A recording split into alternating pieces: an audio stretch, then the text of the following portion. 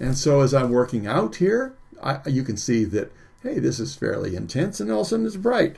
Well, maybe I don't want it to be that way. I'll catch my grain, and if I look at it overall, I want to make sure that I'm not having something that's going to be that bright, because why would it be that bright there? That's behind the head. Well, I see where I could be influenced by that because I see this lighter value here. Well, then I'm going to come in here, probably cast some tone just like I would when I'm doing hair, and make sure that I'm not creating highlights that are as bright as they would be on the other side. Because look at how much now, sometimes it takes a little removal to start appreciating what you got in here, but look at how much brighter that's going to be, because there is tone in there, and I don't want that bright.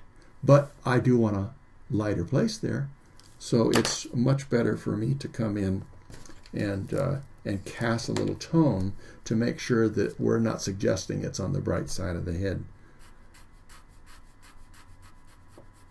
Don't forget the brush, the cotton ball, the Q-tip are all aids. You could do it all with your pencil, but you want to make sure you don't have real bright pits in the grain or something, in this side, because my principle is everything that goes into the shade will get darker. So if I just go over this with a softer, darker pencil and I leave all of the white little pits in the grain in between the tooth, then subliminally I'm going to be suggesting that something made that white. Is it just a heavy texture over here and yet there's still light down in those recesses? No.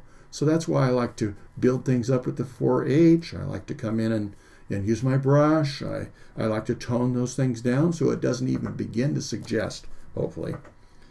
I can say that, and here I am probably suggesting something. But I don't want to even begin to suggest that I'm just ignoring that rule, because I think it really, really works. And because this isn't, the story, the picture, I don't want the barnwood to become dominant, although I think it's important. The texture and everything else can become interesting. But the texture for my eyebrows, as far as I'm concerned, is even more so. And I want this to contrast with that.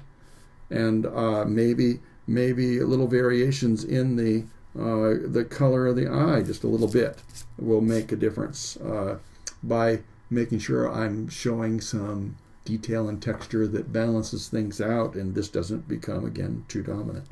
Just talking about some of the things I might think about. Hey, I hope you enjoyed that video. And if you did, subscribe below. And also share it with your friends. So we'll see you in the next one.